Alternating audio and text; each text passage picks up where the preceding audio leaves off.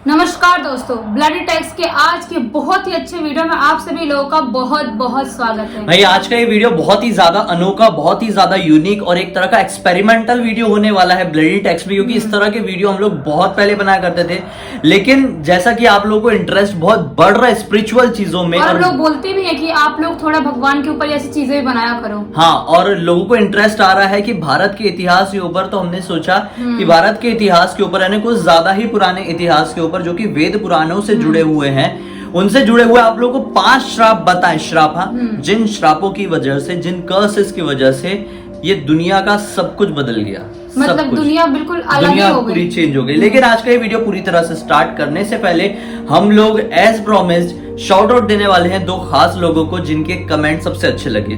तो भाई सबसे पहला शाउट आउट तो उनको बनता है जिनका बर्थडे था। रियॉन्टी गेमिंग, आपका नाम पीछे नीचे दिख रहा है, पता नहीं मैं सही पढ़ रहा हूं या नहीं, लेकिन आपका बर्थडे था, इसलिए हैप्पी बिलेटेड बर्थडे। और तुम नहीं कहना चाहोगी? मैंने हैप्पी बर्थडे मैंने ही बोला था कमेंट में कि मैं आपको शाउट आउट जरूर दूंगी नेक्स्ट वीडियो में, तो अभी मिल गया। तो इनका बर्थडे था इसलिए इनको शाउट आउट देना बनता ही है। और एक सेकंड जो कमेंट आता है वो 8x गेमिंग का आता है। इनका नाम मुझे नहीं मालूम फिर से, लेकिन आप अपने आप को पहचान सकते हैं। तो प्लीज जल्दी व्लॉग्स डालिए, I am missing it too much. Please please Nikhil भैया और जिया दीदी, टक्कू के बिना अधूरे से लगते हैं वीडियोस, और या फिर वीडियो में स्टोरी के दौरान टक्कू का रिएक्शन रिकॉर्ड करिए। जैसे टक्कू पहले अपने वीडियो में फड़फड़ाते आता था वैसा। ये आइडिया अच्छा है कि अपन सुना रहे हैं कुछ और टक्कू का एक्सप्रेशन मतलब थोड़ा सा यूनिक है, लेकिन इसमें जब टाइम अपने पास रहेगा ना, इस तरह की मेकिंग अपन कर सकते हैं, कुछ सुना रहे हैं फिर टक्कू का रिएक्शन दिखा दिए, थोड़ा सा कॉमिक भी आएगा, लोगों को मजा भी आएगा और थोड़ा सा चेंज भी आएगा। तो thank you so much 8x gaming. मुझे आपका नाम नहीं मालूम, आज कमेंट सेक्शन में अपना नाम बताइए, बहुत अच्छा आइडिया था आपका। खैर अब इस वीडियो को स्टार्ट करते हैं और आज का शाउट आउट भी कंटिन्यू रहेगा। 2 बेस्ट कमेंट, अब कमेंट नॉर्मल नहीं होंगे, शायरी, 2 बेस्ट शायरी हमारे चैनल के ऊपर लिखो या हम लोग के ऊपर लिखो, जितने भी बेस्ट लिखो उनको शाउट आउट मिलेगा। खैर अभी वीडियो स्टार्ट करते हैं। तो सबसे पहला श्राप जिसकी वजह से पूरी दुनिया का इतिहास, पूरी दुनिया का फ्यूचर और पूरी दुनिया प्रेजेंट टाइम में बदल गई, वो पहला श्राप कौन सा था? भगवान विष्णु को दिया हुआ श्राप। नारद जी ने भगवान विष्णु को श्राप दे दिया था। सही सुना आप लोगों ने, नारद जी जो कि दिन भर नारायण नारायण करते रहते हैं, तो हम ये सुनेंगे कि नारद जी ने भगवान विष्णु को श्राप दिया था। तो ये सुनना तो बहुत ज्यादा हैरान में डाल देगा हमको, भगवान विष्णु का श्राप जिनका मतलब नाम वो हर पल ले रहे होते हैं, नारायण करते हर टाइम। दरअसल क्या हुआ था, माता लक्ष्मी का चल रहा था स्वयंवर। माता लक्ष्मी के स्वयंवर के लिए नारद भगवान खुद चले गए, क्योंकि उनको बहुत अच्छी लगी थी माता लक्ष्मी जी, उनको बहुत मतलब वो बोलते ना कि अट्रैक्टिव लगी थी। तो इस वजह से वो स्वयंवर में गए। अब स्वयंवर में जैसे ही नारद जी पहुंचे ना, तो वहां पर विष्णु जी भी आए हुए थे। विष्णु जी ने अपनी माया से उनका चेहरा वानर की तरह कर दिया, जिस वजह से माता लक्ष्मी ने अपने स्वयंवर में भगवान विष्णु को चुन लिया, क्योंकि भगवान विष्णु की अर्धांगिनी सिर्फ माता लक्ष्मी ही बन सकती थी और कोई नहीं। अब नारद जी सैड कि मेरी शादी नहीं हो पाई, मुझे तो बहुत पसंद थी ये, तो सैड होके आगे की तरफ अपने घर की तरफ निकल रहे थे कि अचानक से उनकी नजर पड़ी वहां के एक लेक में, एक पानी का समझ लो कुछ रहा होगा, और वहां पे उनको अपना चेहरा दिखाई दिया। तो उनका चेहरा पूरा एक बंदर की तरह था, जिससे उनको बहुत बुरा लगा और वो समझ गए करने वाले कोई और नहीं, विष्णु जी ही है। और क्रोध में आके उन्होंने विष्णु जी को श्राप दे दिया कि जिस तरह से तुमने एक स्त्री के लिए मेरे साथ छल किया है, तुम स्त्री वियोग में मनुष्य योनि में जियोगे, जो अभी कंटिन्यू हुआ है। इस वजह से भगवान विष्णु को वो श्राप पूरा करने के लिए भगवान राम के नाम पे, मतलब भगवान राम का जन्म लेना पड़ा। और जो स्त्री वियोग का जो श्राप दिए थे नारद जी ने, वो सीता माता का जो हरण हुआ था उसके रूप में उन्हें सहना पड़ा। इसी तरह का दूसरा श्राप भी है, भगवान राम को बाली की पत्नी तारा ने दिया था। जब भगवान राम ने बाली का वध किया था, क्योंकि उन्होंने छुप के उसका वध किया था, जब उसने देखी तो उसको बिल्कुल भी अच्छा नहीं लगा, वो रोने लगी और उसने रोते रोते उनको श्राप दी कि जैसे मैं अपने पति से दूर हो गई हूँ, वैसे आप भी अपने पत्नी के पास जाओगे, लेकिन कुछ टाइम के लिए आप दोनों साथ में रहोगे, आपकी पत्नी भी आपसे वैसे ही दूर हो जाएगी, और जैसे आपने मेरे पति को मतलब छल से मारा है, वैसे ही मेरे पति भी आपको मारेंगे। वैसा ही हुआ। एक्चुअली क्या हुआ कि अगले जन्म में जब भगवान कृष्ण बने, यानी भगवान राम अगला जन्म लिए भगवान कृष्ण बन के, विष्णु जी का जब अगला अवतार हुआ कृष्ण जी के रूप में, तो कृष्ण जी को जो मारने वाला शिकारी था, उनके ऊपर जिसने तीर चलाया था ना, वो शिकारी कोई और नहीं, वो बाली का अगला जन्म वाला आदमी था। हाँ, जिसने वो श्राप की वजह से ये सब कुछ हुआ था, जो भगवान कृष्ण की, एक्चुअली मारना वर्ड बहुत गलत हो जाएगा। हाँ। उनके पैर में तीर लगा था और भगवान कृष्ण ने अपना देह त्याग किए थे अपनी इच्छा से। उनको मारना तो एक इंसान के लिए थोड़ी पॉसिबल नहीं, वो पता है, वो क्योंकि वो अब धरती पर रहना नहीं चाह रहे थे, वो अपने मतलब अपने लोग जाना चाह रहे थे। उनका समय हो चुका था, अब कुछ था भी नहीं उनको यहाँ पर, जिस मकसद से मतलब वो अवतार लिए थे, वो मकसद पूरा हो चुका था। तो क्या करते हैं यहाँ पे रह के? हाँ, तो फिर यहाँ पे रह क्या करते, इसलिए वो खुद से अपना देह त्याग करती है। हाँ, अभी अगले नंबर का श्राप जो है, ये शायद ही आप लोगों ने सुने होंगे, लेकिन ये श्राप की स्टोरी बहुत ही ज्यादा यूनिक है। दरअसल क्या हुआ था कि एक बार रावण ना भगवान शिव से मिलने के लिए कैलाश पर्वत चला गया। अब वहां पे तो उनके बहुत सारे गण रहते हैं, तो उनमें से सबसे मेन गण कौन? नंदी। नंदी रावण के रास्ते में आ गया और रावण को रोकने लगा। अब रावण ने नंदी जी को मजाक उड़ाते हुए ये कह दिया कि तुम्हारी शक्ल तो वानर जैसी है, तुम मुझे रोक रहे हो। ये बात से नंदी जी को बहुत बुरा लगा। बोले कि तुमने मुझे वानर कैसे कहा? हाँ। देख लेना, मैं तुम्हें श्राप देता हूँ कि तुम्हारी मृत्यु एक वानर की वजह से ही होगी। और जो हुआ, और यही हुआ। हनुमान जी की वजह से ही तो हनुमान जी आए, पता किए कहाँ पे क्या क्या है। हनुमान जी तो सब कुछ किया, वहाँ पे माता सीता का पता लगाए। उसके बाद युद्ध हुआ, और सबसे ज्यादा युद्ध में कौन थे? वानर थे। तो वैसे ही हुआ। और अगला श्राप ऐसे स्टार्ट होता है कि जब कैसे गांधारी ने भगवान कृष्ण को श्राप दिया था।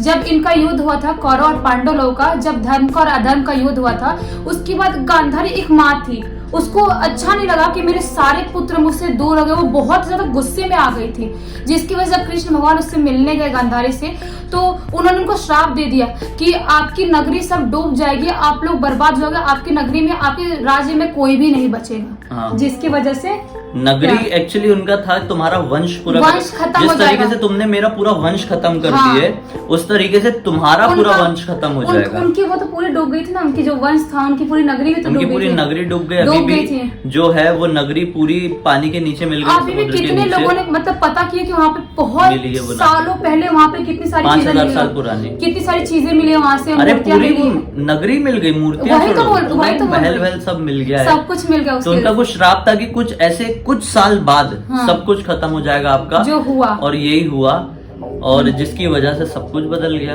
भगवान कृष्ण गए और द्वापर युग गया।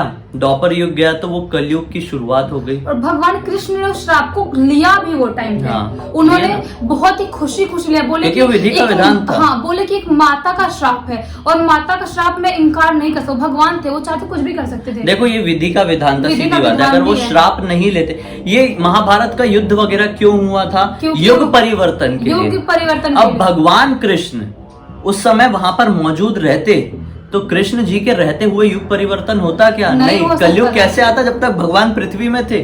तो वो श्राप उनको देना निश्चित ही था। वो श्राप दी, तभी भगवान कृष्ण ने अपना देह त्याग किया, उनके पूरे वंश ने अपना देह त्याग किया, और जब ऐसे लोग पृथ्वी से चले गए तब जाके ये कलयुग आया, नहीं तो कलयुग कैसे आता? वही तो भगवान कृष्ण ने तभी तो द्रौपदी को बताते थे कि जो होना है, जो होनी है, वो होके रहेगा। आप उसको टाल नहीं सकते, और ना ही आप उसको रोक सकते हो। मतलब मान लो आपकी जिंदगी बहुत खराब चल रही है, आप बहुत फ्रस्ट्रेटेड हो, आपको लग रहा है कि नहीं यार, सबसे खराब जिंदगी हमारी है, सबसे खराब हम ही जी रहे हैं, लेकिन वैसा नहीं है। आज आपके साथ कुछ और हो रहा है तो कल आपके साथ कुछ और होगा। पता चला आज आप बहुत प्रॉब्लम में, कल बहुत खुश रहोगे, और परसों कुछ और होगा, परसों कुछ और होगा। आप रोक नहीं सकते उस चीजों को। सही बात है। खैर, अगला जो श्राप है जो कि ये क्लियर करेगा आप लोगों की एक्चुअल कलयुग की शुरुआत क्यों हुई थी, मैं बताता हूँ। अभिमन्यु का पुत्र था परीक्षित, है ना?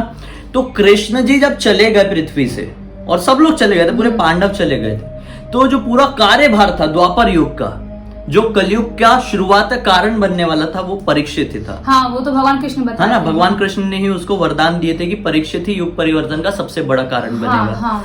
तो परीक्षित अच्छा खासा अपना पूरा जो देश है, दुनिया है, वो चला रहा था। एक बार क्या हुआ कि परीक्षित शिकार खेलने के लिए निकला।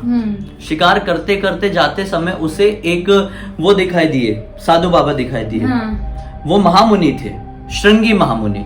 श्रृंगी महामुनि को देखकर परीक्षित ने सोचा कि मैं इनसे कुछ बात करूंगा। वो अपनी तपस्या में लीन थे। परीक्षित उनके पास गया और कुछ बात करने की कोशिश किया, तो महामुनि ने कोई जवाब नहीं दिया। इस बात से परीक्षित को बेहद ज्यादा क्रोध आया कि मैं पूरी दुनिया का मालिक हूं, मैं पूरी दुनिया का राजा हूं और तुम मेरे बोलने पर जवाब नहीं दे रहे हो।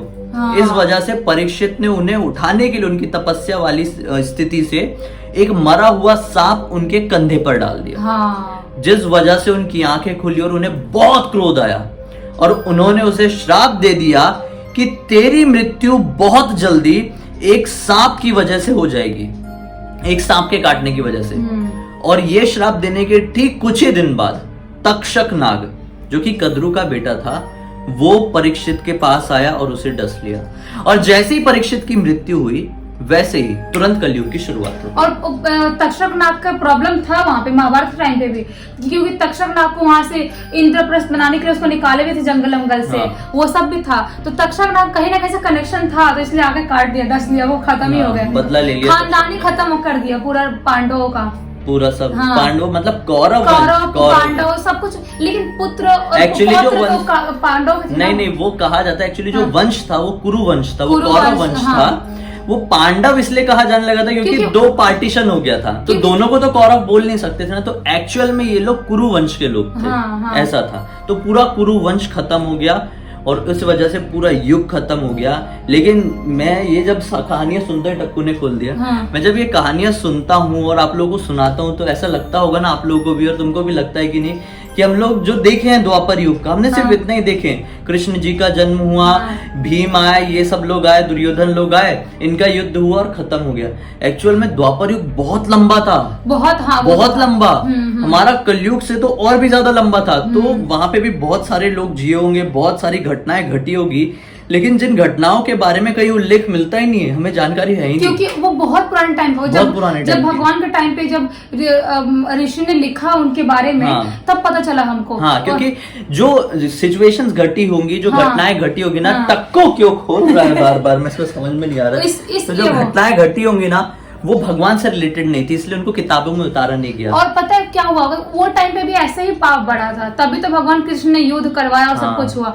तो पाप देखो कलयुग में भी बढ़ रहा है, धीरे धीरे कलयुग भी वैसे ही खत्म होगा, फिर नया युग आएगा। हाँ, तो जब नया वाला सतयुग आएगा ना, तो उनको हमारे कलयुग वाली बात पता ही नहीं होगी, जो अभी हम वीडियो बना रहे हैं, हम ये सब कर रहे हैं, उनको ये पता ही नहीं होगा। उनको कब का पता होगा पता है क्या, जब भगवान कल्कि आ जाएंगे और कली के साथ युद्ध कर लेंगे, वो समय की चीजें कोई लिख देगा, ऐसा कोई खास इंसान आके, किसी न किसी महान ऋषि लिखेंगे गोल्डन वर्ड्स में ऐसा। हाँ, तब आगे वाली वो पता रहेगा। उनको तो बहुत इंटरेस्ट आता है मेरे को, बहुत ज्यादा। उनको तो पता ही नहीं रहेगा कि हम लोग ऐसा मोबाइल उठा के वीडियो बनाते थे, कैमरा से वीडियो बनाते थे, यूट्यूब में डालते थे, इंस्टाग्राम इन्फ्लुएंसर, प्यार करने वाले लोग हैं। उनको कुछ अंदाजा नहीं होगा। लेकिन पता है बहुत मजा आता है चीजें बताने में और खुद भी सोचने में, खुद से भी बताने। आप लोग सुनते हो तो आप लोगों को मजा आता ही होगा। अगर मजा आता है तो वीडियो को तो लाइक कर ही देना। और अब तक इस वीडियो को देख लिए हैं तो, और पहली बार जान रहे, सबसे जरूरी बात, पहली बार हमें जान रहे, तो चैनल को सब्सक्राइब करके बेल आइकन दबा के ऑल के ऑप्शन में क्लिक कर देना। और इंस्टाग्राम में जुड़े हो कि नहीं, यूनिक वीडियोस डेली हम लोग डालते हैं, उसकी लिंक इस वीडियो के डिस्क्रिप्शन बॉक्स में मिल जाएगी, क्लिक करके डायरेक्टली वहां पर पहुंच जाना। अगले वीडियो को लेकर कुछ भी सुझाव कमेंट सेक्शन में जरूर बताना। कल के शॉर्ट आउट के लिए तैयार रहो, तब तक के लिए बहुत बहुत धन्यवाद। आपका दिन शुभ हो।